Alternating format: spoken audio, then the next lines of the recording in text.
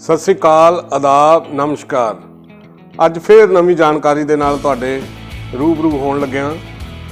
अज आपां गल करांगे कि जिथे साडे विग्यानी होर ग्रहां दे उत्ते दुनिया वसाउण दे लई तत्पर ने, पर साडी धरती ते भी अजिहियां जगहां हन जिथे ऑक्सीजन भी हैगी आ, पर उत्थे ना मानव इतिहास दे विच कोई रह सकिया वा ते ना ही कोई उत्थे रहिंदा वा।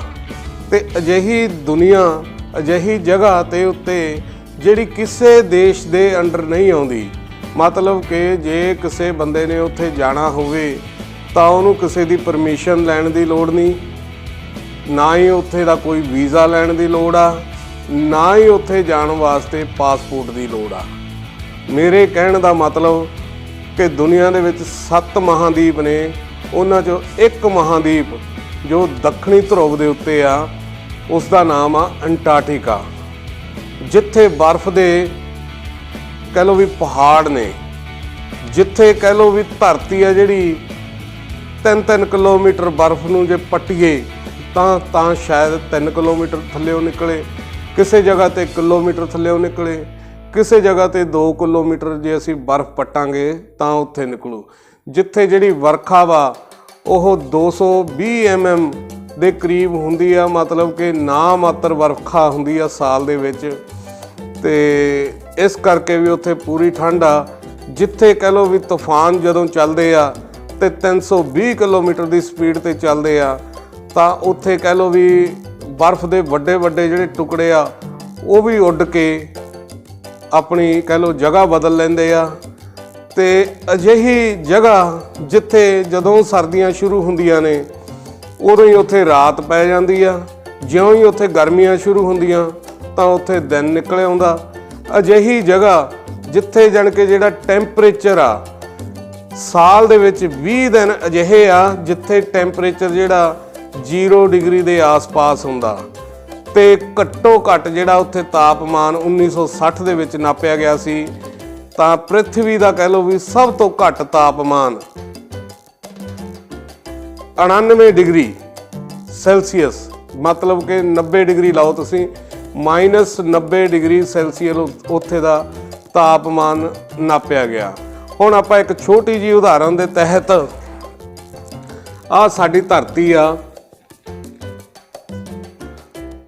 ਤੇ ਆਹ ਜਿਹੜੀ ਧਰਤੀ ਆ ਇੱਥੇ ਸਾਡਾ ਇੰਡੀਆ ਆਉਂਦਾ, ਇੱਥੇ ਸ਼੍ਰੀਲੰਕਾ ਆਉਂਦਾ, ਇੱਧਰ ਨੂੰ ਆ ਜਾਓ ਦੁਬਈ ਆ ਗਿਆ। ਆਪਾਂ ਗੱਲ ਕਰਦੇ ਹਾਂ ਜਿਹੜਾ ਇੱਥੇ ਵਸਿਆ ਹੋਇਆ ਧਰੁਵ, ਜਾਣੀ ਕਿ ਦੱਖਣੀ ਧਰੁਵ, ਜਿਸ ਨੂੰ ਅਸੀਂ ਅੰਟਾਰਕਟਿਕਾ ਦੇ ਨਾਮ ਨਾਲ ਵੀ ਜਾਣਦੇ ਹਾਂ।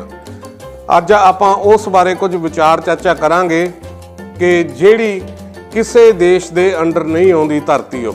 ਇਨਸਾਨਾਂ ਦੇ ਜਨਮ ਤੋਂ ਪਹਿਲਾਂ ਇਹ ਜਿਹੜਾ ਅੰਟਾਰਕਟਿਕਾ ਸੀਗਾ, ਇਹ ਸਾਊਥ ਅਮਰੀਕਾ ਤੇ ਆਸਟ੍ਰੇਲੀਆ ਦੇ ਨਾਲ ਜੁੜਦਾ ਹਿੱਸਾ ਸੀ।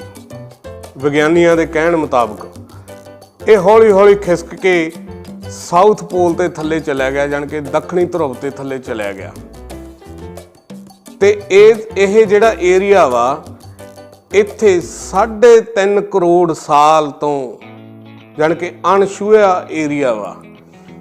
ਇੱਥੇ ਕੋਈ ਦਰਖਤ ਨਹੀਂ ਹੈਗਾ, ਇੱਥੇ ਕੋਈ ਜਾਨਵਰ ਨਹੀਂ ਹੈਗਾ, ਕੋਈ ਸ਼ੇਰ, ਚੀਤਾ ਜਾਂ ਕੋਈ ਬਾਜ ਜਾਂ ਇੱਲ ਜਾਂ ਚੂਹਾ, ਕੋਈ ਜਾਨਵਰ ਨਹੀਂ। ਇੱਥੇ ਸਿਰਫ ਵੇਲ ਜਾਂ ਪਾਣੀ 'ਚ ਠੰਡੇ ਪਾਣੀ ਵਾਲੀਆਂ ਮੱਛੀਆਂ ਜਾਂ ਸੀਲ ਜਾਂ ਪੈਂਗੁਇਨ, ਇਹ ਉਹਨਾਂ ਦੀ ਧਰਤੀ, ਜਾਣੀ ਕਿ ਇੱਥੇ ਇਹਨਾਂ ਚੀਜ਼ਾਂ ਦਾ ਹੀ ਵਾਸ ਆ।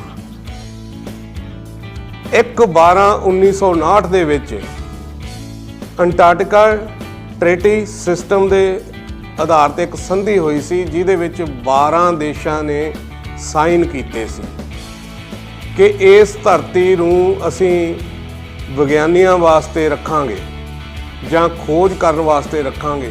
ਕੋਈ ਵੀ ਦੇਸ਼ ਇੱਥੇ ਮਿਲਟਰੀ ਐਕਟੀਵਿਟੀ ਨਹੀਂ ਕਰ ਸਕਦਾ। 2021 ਤੱਕ ਆਉਂਦੇ ਆਉਂਦੇ ਇਸ ਸੰਧੀ ਦੇ ਵਿੱਚ 54 ਦੇਸ਼ ਸ਼ਾਮਲ ਹੋ ਗਏ। ਸਾਡਾ ਭਾਰਤ ਦੇਸ਼ ਵੀ ਇਸ ਵਿੱਚ ਸ਼ਾਮਲ ਆ। ਸਾਡੇ ਭਾਰਤ ਦੇ ਵੀ ਉੱਥੇ 2 ਸਟੇਸ਼ਨ ਆ, 1774 ਦੇ ਵਿੱਚ ਜੇਮਸ ਕੁੱਕ ਨਾਮ ਦਾ ਇੱਕ ਬ੍ਰਿਟਿਸ਼ ਐਕਸਪਲੋਰਰ ਜਿਹੜਾ ਦੁਨੀਆ ਨੂੰ ਐਕਸਪਲੋਰ ਕਰਦਾ ਸੀ, ਉਹ ਜਦੋਂ ਇੱਥੇ ਗਿਆ ਉਹਨੇ ਦੇਖਿਆ ਕਿ ਬਰਫ਼ ਦੀਆਂ ਵੱਡੀਆਂ ਵੱਡੀਆਂ ਦੀਵਾਰਾਂ ਨੇ, ਬਰਫ਼ ਦੇ ਵੱਡੇ ਵੱਡੇ ਪਹਾੜ ਨੇ। ਤਾਂ ਉਸਨੇ ਇੱਕ ਅਨੁਮਾਨ ਲਾਇਆ ਵੀ ਇਸ ਬਰਫ਼ ਦੇ ਥੱਲੇ ਧਰਤੀ ਹੋਊਗੀ ਜਾਂ ਇਸ ਬਰਫ਼ ਤੋਂ ਅੱਗੇ ਧਰਤੀ ਹੋਊਗੀ। ਪਰ ਫਿਰ ਵੀ ਵਿਗਿਆਨੀਆਂ ਨੇ ਇੱਥੇ ਪੈਰ ਧਰਦੇ ਧਰਦੇ ਉਸ ਦੀ ਇਸ ਭਵਿੱਖਬਾਣੀ ਤੋਂ, ਜਾਣੀ ਕਿ ਇਸ ਜੋ ਉਹਨੇ ਲਿਖਿਆ ਸੀ ਉਸ ਨੂੰ ਪੜ੍ਹਦੇ ਪੜ੍ਹਦੇ ਫਿਰ ਵੀ 75 ਸਾਲ ਲੱਗ ਗਏ ਜਦੋਂ ਕਿ ਇੱਥੇ ਇਨਸਾਨ ਦਾ ਪੈਰ ਪਿਆ। 54 ਦੇਸ਼ਾਂ ਨੇ ਅੰਟਾਰਕਟਿਕਾ ਟ੍ਰੀਟੀ ਸਿਸਟਮ ਦੀ ਸੰਧੀ ਹੈ ਜਿਹੜੀ ਉਹਦੇ 'ਤੇ ਸਾਈਨ ਕੀਤੇ, ਜਿਹਦੇ ਵਿੱਚ ਸਾਡਾ ਭਾਰਤ ਆ ਜਿਹੜਾ ਉਹਦੇ ਵੀ 2 ਸਟੇਸ਼ਨ ਨੇ ਇੱਥੇ। ਇੱਕ ਭਾਰਤੀ ਰਿਸਰਚ ਸੈਂਟਰ ਅੰਟਾਰਕਟਿਕਾ, ਇੱਕ ਹੈਗਾ ਦਕਸ਼ਿਣ ਗੰਗੋਤਰੀ ਰਿਸਰਚ ਸੈਂਟਰ ਅੰਟਾਰਕਟਿਕਾ, ਜਿੱਥੇ ਸਾਡੇ ਵੀ ਵਿਗਿਆਨੀ ਖੋਜਾਂ ਕਰਨ ਉੱਥੇ ਜਾਂਦੇ ਆ, ਰਹਿੰਦੇ ਆ। ਉੱਥੇ ਰਹਿਣ ਵਾਸਤੇ, ਖਾਣ ਵਾਸਤੇ ਜਿੰਨਾ ਵੀ ਸਮਾਨ ਆਉਂਦਾ ਉਹ ਵੱਡੇ ਵੱਡੇ ਸ਼ਿਪਾਂ ਰਾਹੀਂ ਨੇੜਲੀ ਜਿਹੜੀ ਆ ਦੱਖਣੀ ਅਮਰੀਕਾ ਵਾ ਉੱਥੋਂ ਜਾਂ ਆਸਟ੍ਰੇਲੀਆ ਤੋਂ ਵੱਡੇ ਵੱਡੇ ਕੰਟੇਨਰ ਆਉਂਦੇ ਆ, ਅਤੇ ਉਹਨਾਂ ਨੇ ਉੱਥੇ ਉੱਚੀਆਂ ਉੱਚੀਆਂ ਬਿਲਡਿੰਗਾਂ ਬਣਾਈਆਂ, ਕਿਉਂਕਿ ਤੂਫਾਨ ਇੰਨੇ ਚੱਲਦੇ ਆ। ਜੇ ਧਰਤੀ ਦੇ ਨਾਲ ਜੋੜ ਕੇ ਬਣਾਉਂਦੇ ਆ ਤਾਂ ਹੋ ਸਕਦਾ ਕਿ ਉਹ ਬਰਫ਼ 'ਚ ਨਾ ਢਕੇ ਜਾਣ। ਇਸ ਕਰਕੇ ਜਿਵੇਂ ਤੁਸੀਂ ਸਕਰੀਨ 'ਤੇ ਦੇਖ ਰਹੇ ਹੋ ਕਿ ਜਿੰਨੀਆਂ ਵੀ ਬਿਲਡਿੰਗਾਂ ਬਣਾਈਆਂ ਉਹਨਾਂ ਦੇ ਥੱਲੇ ਪੈਰ ਵੀ ਬਣਾਏ ਆ, ਕਈ ਫੁੱਟ ਉੱਚੀਆਂ ਬਣਾਈਆਂ। ਅਤੇ ਉਹਦੇ ਵਿੱਚ ਜਿੰਨੇ ਵਿਗਿਆਨੀ ਰਹਿੰਦੇ ਆ ਉਹਨਾਂ ਵਾਸਤੇ ਜਿਹੜਾ ਭੋਜਨ ਆ ਉਹ ਵੀ ਪੈਕ ਹੋਇਆ ਆਉਂਦਾ, ਅਤੇ ਕਈ ਮਹੀਨਿਆਂ ਦਾ ਜਿਹੜਾ ਰਾਸ਼ਨ ਆ ਉੱਥੇ ਸਟੋਰ ਕੀਤਾ ਜਾਂਦਾ।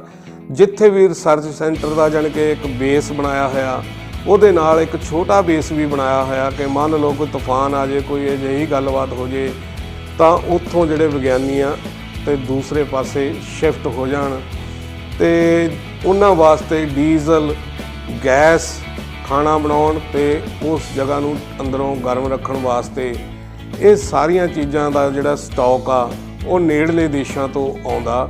ਅਤੇ ਉੱਥੇ ਜਿਹੜੀ ਸੰਧੀ ਦੇ ਕਾਨੂੰਨ ਮੁਤਾਬਕ ਕਿ ਉੱਥੇ ਕਿ ਤੁਸੀਂ ਇੱਕ ਲਿਫਾਫਾ ਕਿ ਇੱਕ ਟੌਫੀ ਦਾ ਕਾਗਜ਼ ਵੀ ਨਹੀਂ ਸਿੱਟ ਸਕਦੇ। ਇਸ ਕਰਕੇ ਵਿਗਿਆਨੀ ਜਿਹੜੇ ਆ ਉੱਥੇ ਵੀ ਸਾਫ ਸਫਾਈਆਂ ਦਾ ਵੀ ਪੂਰਾ ਧਿਆਨ ਰੱਖਦੇ ਆ।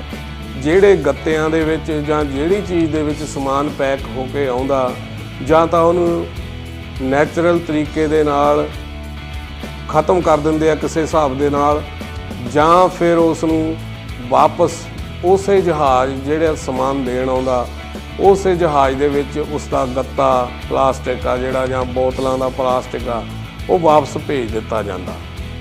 ਜਦ ਕਿ ਇਸ ਸੰਧੀ ਦੇ ਵਿੱਚ ਕਿ ਉੱਥੇ ਜਿਹੋ ਜਿਹੀ ਉਹ ਧਰਤੀ ਹੈਗੀ ਆ ਉਹੋ ਜਿਹੀ ਉਹ ਧਰਤੀ ਬਣੀ ਰਵੇ। ਹੁਣ ਗੱਲ ਕਰਦੇ ਹਾਂ ਇਸ ਧਰਤੀ ਦੇ ਉੱਤੇ ਵਸਣਾ ਜਿਹੜਾ ਬੜਾ ਔਖਾ, ਅਤੇ ਜੇ ਇੱਥੇ 2 ਮਹੀਨਿਆਂ ਵਾਸਤੇ ਹੀ ਕਹਿ ਲਓ ਵੀ ਗਰਮੀਆਂ ਦੀ ਰੁੱਤ ਆਉਂਦੀ ਆ ਜਦੋਂ ਕਿ ਇੱਥੇ ਚਾਨਣਾ ਹੁੰਦਾ, ਬਾਕੀ ਤਾਂ ਸਾਰਾ ਸਾਲ ਆ ਜਿਹੜਾ ਉਹ ਹਨੇਰਾ ਰਹਿੰਦਾ। ਜਿਉਂ ਹੀ ਸਰਦੀਆਂ ਸ਼ੁਰੂ ਹੋ ਜਾਂਦੀਆਂ ਉੱਥੇ ਹਨੇਰਾ ਹੋ ਜਾਂਦਾ, ਜਾਣੀ ਕਿ ਸਾਡੇ ਵਾਂਗੂ ਨਹੀਂ ਕਿ 24 ਘੰਟੇ ਬਾਅਦ ਦਿਨ ਚੜ੍ਹ ਗਿਆ, 12 ਘੰਟੇ ਬਾਅਦ ਰਾਤ ਪੈ ਗਈ। ਅਤੇ ਉੱਥੇ ਸਰਦੀਆਂ ਜਦੋਂ ਸ਼ੁਰੂ ਹੋਈਆਂ ਉਦੋਂ ਰਾਤ ਪੈ ਗਈ, ਜਦੋਂ ਗਰਮੀਆਂ ਆਈਆਂ ਤਾਂ ਉੱਥੇ ਸੂਰਜ ਨਿਕਲ ਆਉਂਦਾ। ਅਤੇ ਉਹਨਾਂ ਦਿਨਾਂ ਦੇ ਵਿੱਚ ਹੀ ਜੇ ਕੋਈ ਉੱਥੋਂ ਵਾਪਸ ਆ ਗਿਆ ਤਾਂ ਆ ਗਿਆ, ਨਹੀਂ ਤਾਂ ਫਿਰ ਉਹ ਜਿੰਨੇ ਮਹੀਨੇ ਸਰਦੀਆਂ ਨੇ ਉਨੇ ਮਹੀਨੇ ਉੱਥੇ ਫਸ ਕੇ ਰਹਿ ਜਾਂਦਾ। ਅਤੇ ਦੂਸਰਾ ਇੱਥੇ ਟੂਰਿਸਟ ਵੀ ਆਉਂਦੇ ਆ, ਅਮਰੀਕਾ ਦੇ ਜਿਹੜੇ ਬੱਚੇ ਵੀ ਆਉਂਦੇ ਆ ਸਕੂਲਾਂ ਦੇ, ਅਤੇ ਪ੍ਰਾਇਮਰੀ ਸਕੂਲ ਦੇ ਵੀ ਬੱਚੇ ਇੱਕ ਵਾਰੀ ਗਏ ਆ ਉੱਥੇ, ਅਤੇ ਉਹ ਦੇਖਣ ਜਾਂਦੇ ਆ, ਟੂਰਿਸਟ ਵੀ ਜਾਂਦੇ ਆ ਉੱਥੇ, ਪਰ ਉਹ ਮੁੜ ਆਉਂਦੇ ਆ। ਜਾਂ ਉਹਨਾਂ ਵਾਸਤੇ ਕਹਿ ਲਓ ਵੀ ਇੱਕ ਉੱਥੇ ਬੇਸ ਬਣਾਇਆ ਹੋਇਆ, ਉੱਥੇ ਉਹ ਉਹਨਾਂ ਦੇ ਜਾਣੀ ਕਿ ਜਿਹੜੇ ਹੈਗੇ ਆ ਗਾਈਡ ਉਹਨਾਂ ਦੀਆਂ ਨਜ਼ਰਾਂ ਦੇ ਹੇਠ ਹੀ ਰਹਿੰਦੇ ਆ। ਅਤੇ ਇਹ ਧਰਤੀ ਆ ਜਿਹੜੀ ਅਣਛੂਹੀ ਧਰਤੀ ਆ।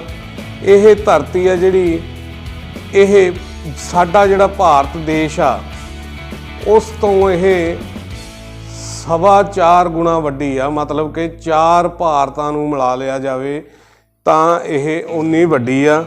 ਅਤੇ ਹੁਣ ਆਪਾਂ ਗੱਲ ਕਰਦੇ ਹਾਂ ਵੀ ਇਸ ਦਾ ਜਿਹੜਾ ਕੁੱਲ ਖੇਤਰਫਲ ਹੈਗਾ 1 ਕਰੋੜ 42 ਲੱਖ ਕਿਲੋਮੀਟਰ ਆ, ਜਦ ਕਿ ਸਾਡਾ ਜਿਹੜਾ ਭਾਰਤ ਆ ਇਹਦਾ ਖੇਤਰਫਲ ਹੈਗਾ ਜਿਹੜਾ 32 ਲੱਖ 87,263 ਕਿਲੋਮੀਟਰ। ਜੇ ਆਪਾਂ ਇਸ ਨੂੰ ਡਿਵਾਈਡ ਕਰੀਏ, ਜਿਵੇਂ ਕਿ ਤੁਸੀਂ ਸਕਰੀਨ ਤੇ ਦੇਖ ਰਹੇ ਹੋ, ਤੇ ਡਿਵਾਈਡ ਕਰੀਏ ਤਾਂ 4.25 ਭਾਰਤ ਜਿਹੜੇ ਬਣ ਜਾਣਗੇ, ਤਾਂ ਇੰਨੀ ਜਗ੍ਹਾ ਇਹ ਬਣੂਗੀ। ਤੇ ਇੱਥੇ 98% ਯਾਨੀ ਕਿ ਜਿਹੜੇ ਇਹ 98 ਜਾਂ 99% ਇਹ ਧਰਤੀ ਬਰਫ਼ ਨਾਲ ਢਕੀ ਰਹਿੰਦੀ ਆ। ਜੇ ਆਪਾਂ ਮਿਲਾ ਲਿਆ ਜਾਵੇ ਬੰਗਲਾਦੇਸ਼, ਚੀਨ, ਪਾਕਿਸਤਾਨ ਤੇ ਭਾਰਤ, ਤਾਂ ਵੀ ਇਸ ਦੇ ਬਰਾਬਰ ਆਉਂਦੇ ਆ ਇਹ 4 ਦੇਸ਼। ਜਾਂ ਯੂਰਪ ਆ, ਯੂਰਪ ਦੇ ਵਿੱਚ ਕਿੰਨੇ ਦੇਸ਼ ਆ, ਤੁਸੀਂ ਲਾ ਲਓ ਵੀ ਜਰਮਨ, ਸਪੇਨ, ਪੁਰਤਗਾਲ, ਠੀਕ ਆ, ਰੋਮਾਨੀਆ, ਤੁਰਕੀ, ਜਾਂ ਹੋਰ ਵੀ ਬੜੇ ਦੇਸ਼ ਆਉਂਦੇ ਆ, ਬੈਲਜੀਅਮ, ਲੈਕਸਮਬਰਗ, ਨਾਰਵੇ, ਇਹ ਕਿੰਨੇ ਕੰਟਰੀ ਆਉਂਦੇ ਆ। ਇਹਨਾਂ ਨੂੰ ਜਦੋਂ ਤੁਸੀਂ ਸਾਰਿਆਂ ਨੂੰ ਮਿਲਾ ਲਓ ਤਾਂ ਵੀ ਇਹ ਯੂਰਪ ਨਾਲੋਂ ਵੀ ਵੱਡਾ ਮਹਾਂਦੀਪ ਆ। ਜੇ ਤੁਹਾਨੂੰ ਇਹ ਜਾਣਕਾਰੀਆਂ ਵਧੀਆ ਲੱਗੀਆਂ ਤਾਂ ਇਸ ਚੈਨਲ ਨੂੰ ਲਾਈਕ ਤੇ ਸਬਸਕ੍ਰਾਈਬ ਕਰਿਓ। ਦਿਓ ਜੀ ਇਜਾਜ਼ਤ, ਫਿਰ ਮਿਲਦੇ ਹਾਂ ਨਵੀਂ ਜਾਣਕਾਰੀ ਦੇ ਨਾਲ ਆਉਣ ਵਾਲੇ